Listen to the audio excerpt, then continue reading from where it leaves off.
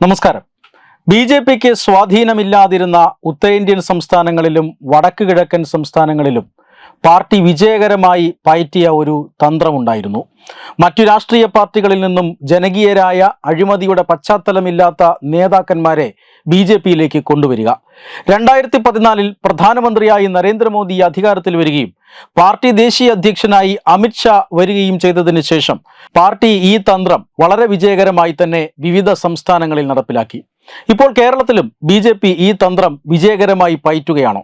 Party സംസ്ഥാന അധ്യക്ഷനായി രാജീവ് ചന്ദ്രശേഖർ വന്നതിന് ശേഷം ഈ തന്ത്രത്തിന് കേരളത്തിൽ വേഗതയേറുകയാണ്. കോൺഗ്രസിൽ നിന്നും CPM-ൽ നിന്നും എല്ലാം ഇതിനോടകം തന്നെ നിരവധി നേതാക്കൾ ബി.ജെ.പിയിലേക്ക് എത്തി. എന്നാൽ ഈ അടുത്ത കാലത്ത് ബി.ജെ.പിയിലേക്ക് വന്ന നേതാക്കന്മാരുടെ പട്ടിക പരിശോധിച്ചാൽ തിരിച്ചടിയേറ്റത് CPM-നാണ് എന്നുറപ്പിക്കാം. ടെലിവിഷൻ ചർച്ചകളിൽ CPM-ന് വേണ്ടി ഘോരഘോരം ബാധിച്ചിരുന്ന റെജി ലൂക്കോസ് പാർട്ടിയെ ഞെട്ടിച്ചുകൊണ്ടാണ് ബി.ജെ.പിയിലേക്ക് പോയത്. റെജി ലൂക്കോസ് പാർട്ടി അംഗമല്ലെന്നും പാർട്ടിയുമായി ബന്ധമില്ലെന്നുമൊക്കെ ക്യാപ്സ്യൂളുകൾ ഇറക്കി നോക്കിയെങ്കിലും കമ്മ്യൂണിസ്റ്റ് പാർട്ടിയുടെ പ്രത്യയശാസ്ത്രത്തെ പ്രതിരോധിക്കാനായി വലിയ ശ്രമങ്ങൾ നടത്തിയിട്ടുള്ള വ്യക്തിയാണ് അദ്ദേഹം. പാർട്ടി അതിരൂക്ഷമായ പ്രതിസന്ധിയെ നേരിട്ട ഘട്ടങ്ങളിലെല്ലാം റെജി ലൂക്കോസിന്റെ പ്രതിരോധം ജനങ്ങൾ കണ്ടതാണ്. പാർട്ടിയുടെ ഔദ്യോഗിക പ്രതിനിധികൾക്കാർക്കും നാണക്കേട് കാരണം ചർച്ചയിൽ മുഖം കാണിക്കാൻ കഴിയാതിരുന്ന സാഹചര്യങ്ങൾ ഉണ്ടായിട്ടുണ്ട്. അത്തരം സാഹചര്യങ്ങളിൽ പാർട്ടിയെ രക്ഷിച്ചത് റെജി ലൂക്കോസ് ആയിരുന്നു. ടെലിവിഷൻ ചർച്ചകളിൽ അദ്ദേഹം അതിരൂക്ഷമായി വിമർശിച്ചിരുന്നത് പക്ഷേ ബി.ജെ.പി ആയിരുന്നു. അതേ ബി.ജെ.പിയിലേക്ക് തന്നെ CPM തന്നെ ചതിച്ചു എന്ന് പരസ്യമായി പറഞ്ഞുകൊണ്ട് റെജി ലൂക്കോസ് ഈ തെരഞ്ഞെടുപ്പ് കാലത്ത് ചേക്കേറിയിരിക്കുന്നു. മാധ്യമങ്ങളിൽ പാർട്ടിയുടെ മുഖമായി നിറഞ്ഞു നിന്നിരുന്ന ഒരു വ്യക്തിയാണ് ഇത്തരത്തിൽ ബി.ജെ.പിയിലേക്ക് പോയത്.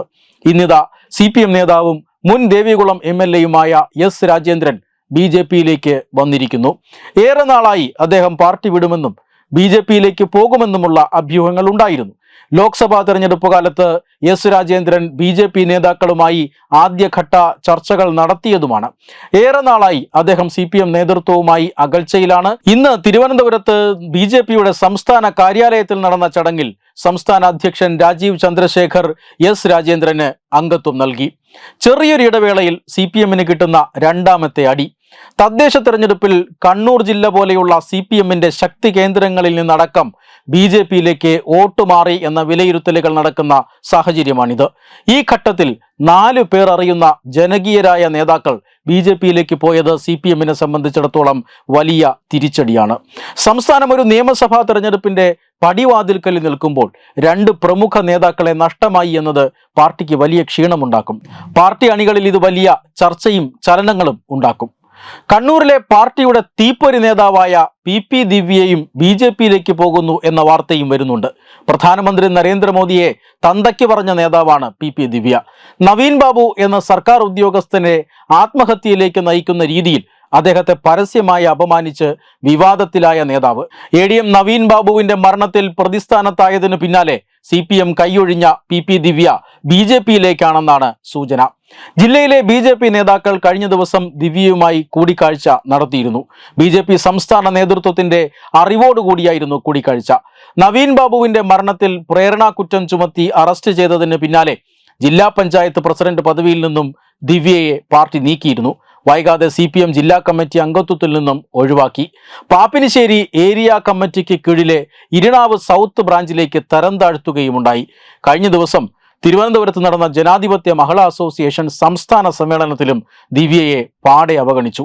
മഹിളാ അസോസിയേഷൻ ഭാരവാഹി തെരഞ്ഞെടുപ്പിലും തഴയുകയായിരുന്നു. അസോസിയേഷൻ സംസ്ഥാന ജോയിന്റ് സെക്രട്ടറി സ്ഥാനത്ത് നിന്നുമാണ് ദിവ്യയെ നീക്കിയത്. തുടക്കത്തിൽ ദിവ്യയെ സംരക്ഷിക്കാൻ CPM കണ്ണൂർ ജില്ലാ നേതൃത്വം വ്യഗ്രത കാട്ടിയെങ്കിലും നവീൻ ബാബുവിന്റെ ജന്മനാടായ പത്തനംതിട്ടയിലെ CPM നേതാക്കൾ കടുത്ത നടപടി വേണമെന്ന നിലപാടിലായിരുന്നു. ജയിൽ മോചിതയായ ശേഷം പാർട്ടി PP ദിവ്യയോട് പഴയ അടുപ്പം കാട്ടിയില്ല. തിരിച്ചുവരാൻ പല ശ്രമങ്ങളും നടത്തിയെങ്കിലും ഫലം കണ്ടില്ല.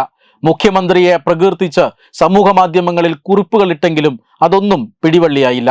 വളർത്തി വലുതാക്കിയ പ്രസ്ഥാനം തന്നെ പാടെ അവഗണിക്കുകയാണ് എന്ന ബോധ്യം വന്നതോടുകൂടിയാണ് പാർട്ടി മാറ്റത്തെക്കുറിച്ച് ദിവ്യ ചിന്തിച്ചു തുടങ്ങിയത് എന്നാണ് വിവരം. വരും ദിവസങ്ങളിൽ ബി.ജെ.പി സംസ്ഥാന നേതൃത്വവുമായി തുടർ ചർച്ചകൾ നടക്കും.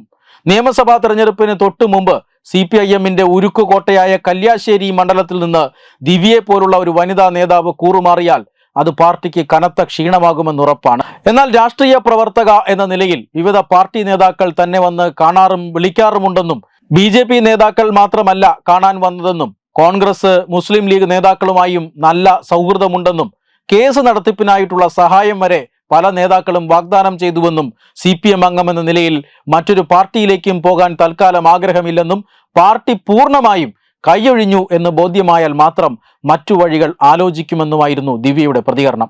അതായത് പാർട്ടി മാറുന്നു എന്ന വാർത്ത, CPM വിട്ട് മറ്റേതെങ്കിലും പാർട്ടിയിലേക്ക് അല്ലെങ്കിൽ BJPയിലേക്ക് പോകുന്നു എന്ന വാർത്ത അപ്പാടെ PP ദിവ്യ നിഷേധിക്കുന്നില്ല. അതാണ് ഈ വാക്കുകളിൽ നിന്ന് വ്യക്തമാകുന്നതും. അങ്ങനെ PP ദിവ്യ കൂടി BJPയിലേക്ക് വന്നാൽ ഒന്നാം തരം ഇരുട്ടടിയായിരിക്കും CPIM എന്ന കാര്യത്തിൽ തർക്കമില്ല.